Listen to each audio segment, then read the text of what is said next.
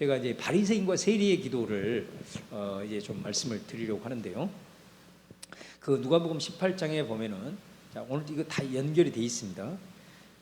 거기 보시면 바리새인이 서서 따로 기도하여 이르되 하나님이여 나는 다른 사람들 곧 토색하고 불의하고 간음을 행하는 자들과 같지 아니하고 이 세리와도 같지 아니함을 감사하나이다. 나는 일주일에 2번 금식하고 소득의 11조를 드립니다. 자, 세리는 어떻게 기도하냐? 세리는 멀리서 감을 눈을 들어 하늘을 쳐다보지도 못하고 다만 가슴을 치며 이르되 하나님의 불쌍히 여기소서 나는 죄인으로소이다 하였느니라. 예수님의 말씀. 이에 저 바리새인이 아니고 세리가 의롭다 하심을 받고 그의 집으로 내려갔느니라. 자, 바리새인보다 세리가 의롭다 함을 받은 이유가 뭐냐? 뭐 때문에요?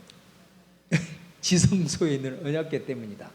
제가 요거를 설명하기 위해서 내가 이 바리새인과 세리의 기도를 얘기를 한 겁니다. 지성소에 있는 언약궤 때문에 이 바리새인보다도 세리가 의롭다 함을 받았다라는 거죠. 혹시 이 말을 듣고 그 이유가 좀 감이 오십니까? 제가 지난번에 그 언약궤를 설명하면서 언약궤는 뭐라 그랬어요? 언약궤는 십자가다. 그런 말 했던 거 기억이 나는데요. 그죠? 왜 십자가예요? 우리가 십자가를 바라볼 때 뭐를 바라봅니까, 여러분? 그러죠. 우리를 위해서 흘리신 예수님의 보혈, 은혜, 자비, 감사, 그것만 봐서 보세요. 그렇죠. 거기에서 내 더러운 모습을 봐야 돼요. 그게 십자가예요. 예. 그리고 내가 그 자리에 있어야 된다라는 거. 저주. 나는 저주받아 마땅한 죄인이라는 거를 십자가를 보면서 먼저 와야 그 다음에 예수의 은혜, 자비가 오는 거죠. 그러니까 언약궤가 그거단 말이에요. 언약궤가. 자, 언약궤 제가 얘기했잖아요. 3가지가 들어있어요. 만나 담은 항아리, 아론의 쌍난 지팡이, 십계명의 2돌판. 자, 이것이 왜 들어있느냐? 그 이유가 있다 그랬죠. 요 3가지는 어떤 사건과 관련이 돼 있다 그랬잖아요. 만나 담은 항아리는 계속 하나님 만나를 줘도 그것으로 만족하지 아니하고 불평하면서 하나님 따지고 원망 불평. 아론의 쌍난 지팡이는 하나님의 주권과 하나님의 권위를 부정하면서 자꾸 반역하는 이런 모습도 고라 사건. 그 다음에 십계명의 2돌판, 금송아지 사건. 그러니까 요 3개의 언약궤에 담겨 있는 요 3개는 이스라엘 백성들에게 광야 생활을 하면서 가장 큰 대표적인 죄 3가지. 그러니까 언약궤를 바라볼 때 뭐를 보라는 거예요? 너희들이 이런 자들이다 라는 걸 보라는 거예요. 너희들이 이런 자들이다 라는 걸 보라는 거예요. 그래서 언약궤의 속에 들어있는 물건은 이스라엘 범죄에 대한 일종의 고발장이다. 그러니까 언약궤를 보면서, 오늘로 말하면 십자가를 보면서 내 죄에 대해서 낱낱이 고발되어져 있는 것들을 보라는 거죠. 그런 의미입니다. 자, 그런 측면에서 봤을 때 언약궤 앞에서는 아까 언약궤 그 하나님 임재 가운데 들어갈 때는 대제사장이 어떻게 들어갔어요? 다 벗고 들어가잖아요. 벌거 벗겨진 속옷, 그 세마포 옷 하나만 입고 들어가는 거 아닙니까? 여기 보면 겉옷 벗고 속옷만 입고 들어간다는 거죠. 자, 그러면 바리새인, 자, 죄인의 그 세리의 기도가 이제 감이 이제 오시죠. 그러니까 바리새인은 그 앞에서 지금 자기 의를 막 나열하는 거고, 세리는 그 앞에서 자신의 죄가 고발되어져 있는 것들을 다 본 거죠. 우리가 객관적으로 봤을 때는 그래도 세리보다는 이 바리새인이 훨씬 낫지요. 그러나 중요한 것은 뭐냐면 하나님 앞에서는, 십자가 앞에 서는 자들은 먼저 그 속에서 자기의 의가 아니라 철저하게 고발되어진 내 자신의 죄를 발견할 수 있어야 된다. 그래서 세리는 어쨌든 그거를 인정을 하고 그 언약궤 앞에서 겸비함으로 자기의 죄가 낱낱이 고발되어진 그 현장을 보면서 오직 긍휼을 구하고 있는, 자, 이런 모습을 이제 보여준다라고 하는 것입니다. 그래서 오직 예수의 보혈과 예수의 이름. 자, 이게 언약궤. 그러면 이제 언약궤의 그 양옆에 이렇게 싸고 있는 게 그룹이라고 그랬잖아요. 그룹 언약궤 그룹이 이렇게 있는데, 자, 이사야 6장에 보면은 그룹들이 여호와의 옷자락과 얼굴과 발을 가리고 서로 노래하며 걸어가다 만군의 여호와여 그의 영광이 온 땅에 충만하도다. 6장 4절을 보시면은, 자, 같이 한번 읽어보세요. 시작. 그때 내가 말하되 화로다 나여 망하게 되었도다. 나는 입술이 부정한 사람이요 나는 입술이 부정한 백성 중에 거주하면서 만군의 여호와이신 왕을 배웠음이로다. 그러니까 이 이사야가 환상 가운데 뭐를 본 거죠? 이 언약궤를 본 거예요. 그 옆에 그 그룹이 지금 언약궤를 싸고 있는 그 그룹이 서로 창화하여 가로되, 그 그룹은 이제 케루빔, 그래가지고 이제 천군 천사를 의미할 수도 있고, 그래서 그 그룹들이 이렇게 노래하는 거잖아요. 그러니까 이 지금 언약궤 옆에 있는 그 그룹이 바로 그 천사들, 창화하여서 하나님의 거룩함을 노래하는 천사들을 지금 상징하는 거지 않습니까? 그런데 이제 거기서 여호와의 그 거룩하심과 그 충만하신 영광을 딱 보는 순간에 이사야는 뭐를 본 거죠? 예, 그 언약궤, 그 그룹들이 노래하는 그 언약궤를 통해서 자신의 죄가 낱낱이 고발되어지는 그 고발장을 보게 된 거죠. 그래서 이 고백이 나오는 거예요. 예, 그래서 제가 이 이사야 6장에 대한 메시지를 자주 얘기하잖아요. 그러니까 어떻게 이 얘기를 해요? 제가 이 얘기를 자주 하잖아요, 여러분한테. 그래도 이사야는 이 선지자인데 말이지, 하나님의 말씀을 대언하는 사람인데 일반 백성들보다는 그래도 입술이 좀 거룩하지 않겠냐 이거예요. 그런데 언약궤를 딱 보는 순간, 십자가를 딱 보는 순간 다른 사람들과 비교하는 건 아무런 의미가 없다는 것이 드러나 버리는 거지. 그래서 그 속에서 나는 망하게 되었다, 나는 죽게 되었다, 낱낱이 드러난 이거를 거기서 체험을 하게 되어버린 거죠.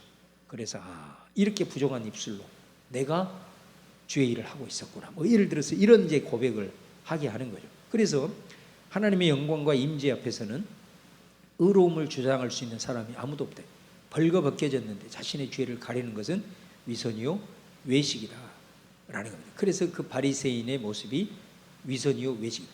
그가 죄인보다 바리새인에 대해서 죄인보다 그 우리가 이게 평가하는 것 자체가, 그가 그래도 열심히 살려고 노력했던 그거까지 싸잡아서 우리가 비판할 수는 없지만, 우리가 근본적으로 하나님을 만나고 십자가를 직면을 하는 사람은 다른 사람과 비교하면서 자신의 의를 주장할 수 없고, 거기에서는 오직 자신의 죄가 고발되어진 고발장 앞에서 몸부림을 칠 수밖에 없는 것이다 라는 것을 이제 우리에게 보여주고 있는 거죠. 자, 그 다음이 뭐냐면 속죄소예요. 그 바로 언약궤를 덮고 있는 거기가 속죄소, 그 옆으로 이제 그룹이 있는 거죠. 그래서 그 속죄소는 뭐냐, 여기가 시은좌라고 그랬잖아요. 자비의 자리, 은혜가 베풀어지는 자리. 그래서 속죄소에, 여러분 그 속죄소에 번제단에서 그 제물을 잡잖아요. 그 제물을 잡을 때 그 번제단에서 뭐를 가져와요? 피를 받아옵니다. 대제사장이 이 제사장이 그 들어갈 때 세마포 딱 입고 그 다음에 두 가지를 들고 들어가죠. 하나는 뭐예요? 번제단에서 피를 받아가지고 피를 들고 가고요. 그 다음에 또 하나는 뭐 들고 가요? 향. 이거 잊어버리면은 여러분 캐톨릭 신부들이 향 이렇게 막 뿌리잖아요. 이게 향이에요, 향. 요거를 좀 머리에 염두를 해두세요. 요거 가지고 와요. 그러면 이거는 왜 가지고 간다고요? 이게 우리가 분향단에서 향은 기도를 상징한다 그랬잖아요. 기도를 통해서 이 향과 함께 올라간다 그랬잖아요. 요거는 분향단에서 이루어진 일이고, 대제사장이 향을 들고 지성소에 들어갔을 때 향은 역할이 달라져요. 죄를 가려주는 거예요. 죄를 가려주고 또 뭐예요? 피로 씻어버리고, 요거거든요, 이거. 자, 그래서 히브리서 거기 보면 속죄소에서 번제단에 잡은 제물에 피를 뿌리고 그 피로 인해 속죄의 은혜가 일어나고 속죄는 예수 보혈. 자, 연결이 되죠? 언약궤는 항상 이 십자가 연결을 꼭 하세요. 히브리서 4장 6절 보겠습니다. 시작. 그러므로 우리는 긍휼하심을 받고 때를 따라 돕는 은혜를 얻기 위하여 은혜의 보좌 앞에 담대히 나아갈 것이니라. 자, 긍휼하심 받고 때를 따라 은혜 얻기 위해서 은혜의 보좌 시은좌 앞에 우리가 담대히 나아가자. 자, 대제사장의 세마포 옷은 성도의 옳은 행실 의예요. 이거는 다른 말로 예수의 보혈로 씻어진 옷, 예수의 보혈로 의롭게 되었다는 것이죠. 예, 그죠? 세마포 옷은 그 어린 양의 피로 씻어진 것이니까. 자, 그 다음에 속죄소에서 뿌려진 제물의 피, 예, 예수의 보혈로 인하여 자비와 긍휼이 임한다, 속죄가 임한다. 그래서 이 속죄소에서 뿌린 제물의 피는 예수님의 보혈을 상징하는 거고, 그 예수의 보혈의 피로써 결국은 속죄가 이루어지고 우리에게 하나님의 자비가 임하게 된다라는 그런 말씀입니다. 자, 그다음 지성소. 자, 지성소에서 그럼 우리가 할 일이 뭐냐? 첫 번째 뭡니까?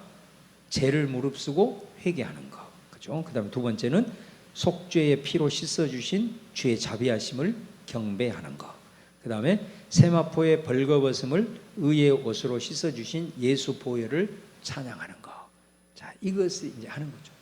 이렇게 회개하고 또 씻어주신 자비하심을 높이고 주님이 우리를 위해서 행하신 일을 노래하는 걸 찬양이라 그러고 주님의 성품을 노래하는 걸 경배라 그럽니다.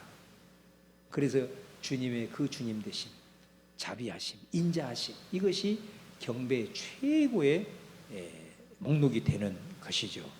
자, 그 다음에 나는 예배 가운데 주님의 지성소에 들어가는가? 진실한 회개와 죄인됨에 대한 겸비함이 있는가?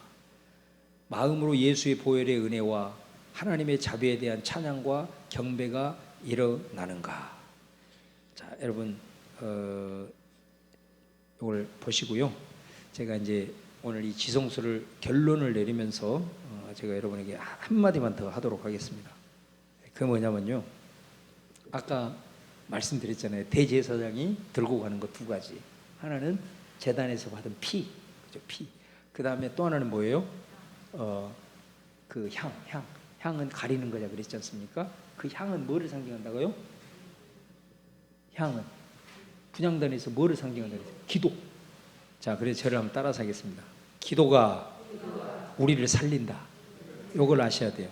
그래서 저와 여러분은, 자 봐요, 저와 여러분은 이미 예수 보혈로 정결케 된 사람인 줄로 믿습니다.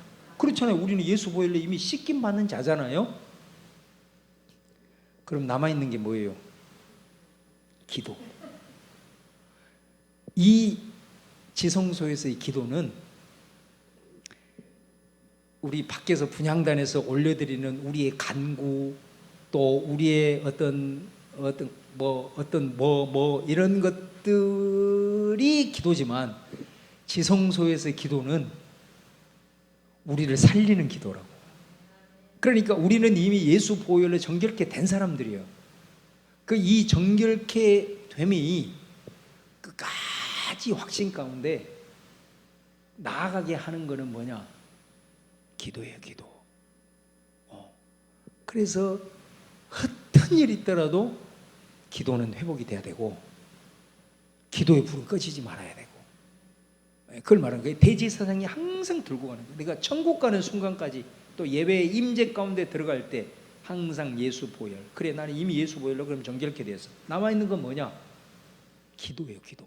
기도를 통해서 속죄의 은총의 역사가 계속해서 내 안에 나타나야 되고, 그 기도를 통해서 이 모든 속죄의 은총과 이 자비하심의 역사들이 내 안에 계속해서 일어나야 되고 깨달아져야 되고, 그렇게 함으로써 우리가 끝까지 믿음을 지키면서 주님이 부르시는 그날까지 갈 수가 있다 이거예요.